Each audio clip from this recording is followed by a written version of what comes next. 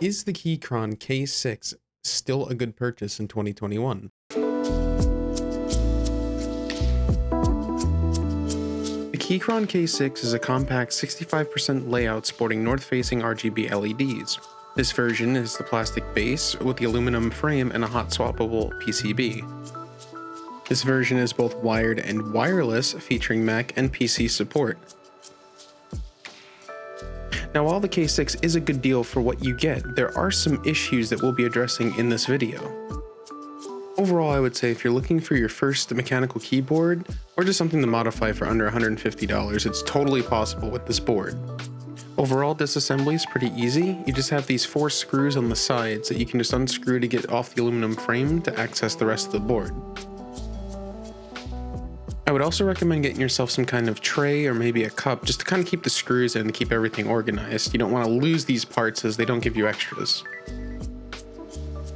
Something to note is that the Keychron uses these 1U modifiers for the right alt, function 1 and 2 keys, so just be aware that some key sets might not be compatible as they might not include these.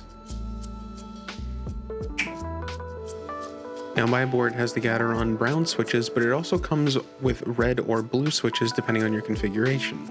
The brown switches are okay, but to be honest, even after being lubed, they still feel kind of scratchy. Not really the best switch in my opinion. We're going to be swapping these out.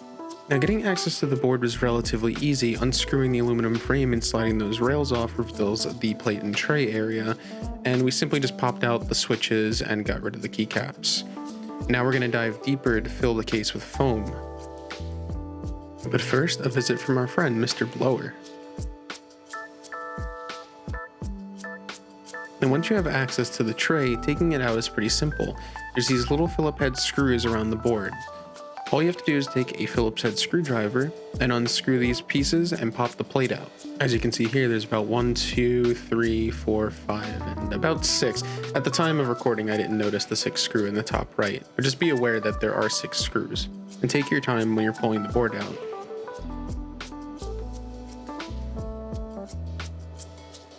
Now that the screws are out, the next thing I'm going to do is go ahead and pop out these stabilizers.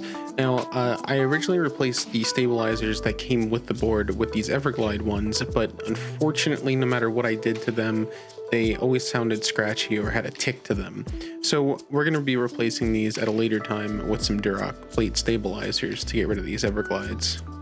But as you can see here, even after some light usage, they're bone dry.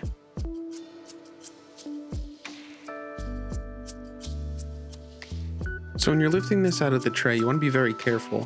Now, initially I already had pulled this out, but there's a little connector that connects the battery to the main PCB. You don't want to plunge it out of there because you might break the connector that connects to the battery. Even though I take good care of my stuff, as you can see, stuff still gets into the bottom of the case, which is actually nothing Mr. Blower can't fix. Alrighty, so I already have some foam that I had pre-cut. Now this is EVA foam. You can get this on Amazon. I'll have links down in the description below. It's very cheap stuff, but it works very well. So I have some pieces that I had cut and molded around the standoffs at the bottom of the tray, just to kind of fill up the tray to get rid of that kind of echo ping sound that you hear every time you slam or bottom out on the key.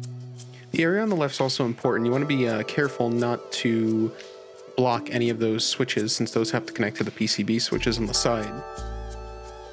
And it's done.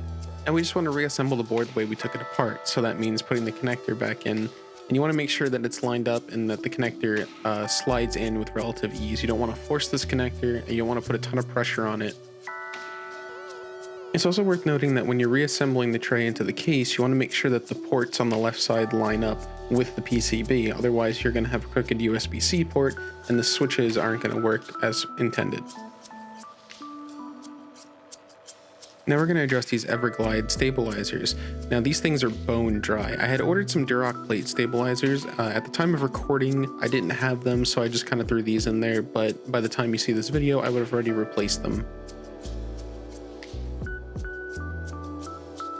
My process for doing stabilizers is very simple: clipping the legs at the bottom and then lubing the housings and the stems with a nice thick coat of Krytox 205 grade 0. So you don't have to sit through and watch me do every single one of these. I'm going to go ahead and speed up the video and skip ahead. Now all the stabilizers have been clipped and lubed, and the housings have been lubed as well as the stab wires. It's time to replace them all. So I'm going to quickly screw back in the PCB to the housing, and then we're going to Band-Aid mod and then reinsert the stabilizers.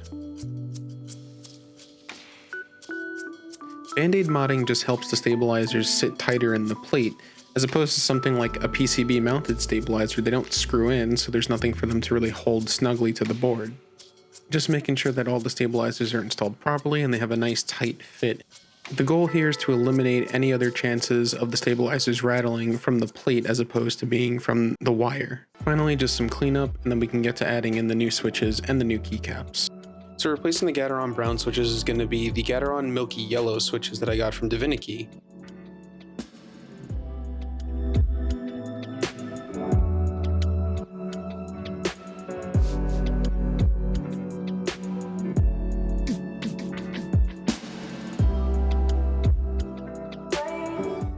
And that we have the switches installed, the next thing on the list is going to be putting in the keycaps, and I have here a set of GMK Red Samurai that's going to go into the board.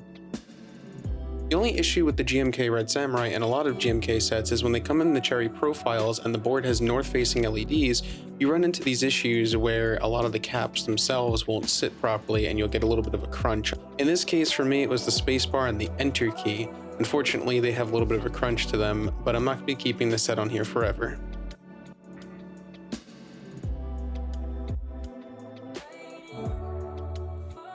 One thing to note as well is that a lot of the GMK sets don't come with these 1U modifiers for Alt and the different function keys, and as this board is a 65%, we have these extra keys on the sides and bottoms included, unlike some of the 60% boards where the GMK Red Samurai and other GMK sets would sit nice onto the board.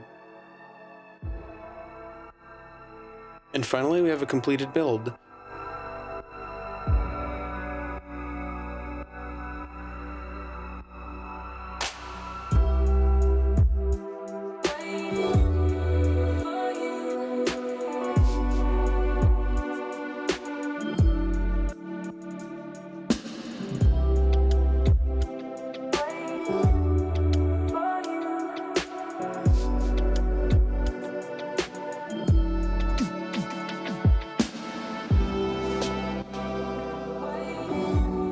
So some of the issues with the board became apparent once you put the keycaps on, and as you can see here, I have the novelty key that comes with the set for the function 2 key because there is no other keys to put there. Same thing applies for the light key that comes for the Keychron on the top right. Now that the board's all finished being modified, let's just get to some sound tests.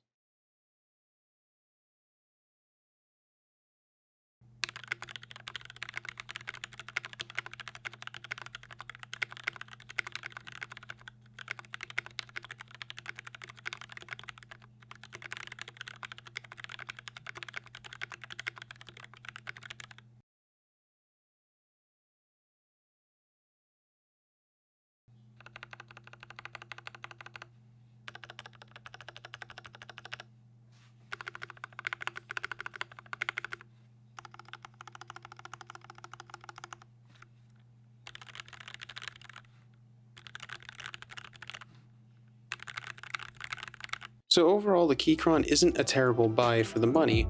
However, with all the problems that's plagued with the board from the get-go, I would recommend saving your money and going for something else like a Tofu 65 or something along the lines of a KBD board. I'd say you probably enjoy it more in the long run getting yourself a better board from the get-go than going with something a bit cheaper. And even after the modifications, which only cost us about $37, but I feel like these days for around 180 bucks, you can get yourself a really nice board in comparison. Thank you so much for watching this video, and if you like this video, please leave a comment down below and let me know if there's anything you want me to review or to check out. Hit the subscribe button and leave a like.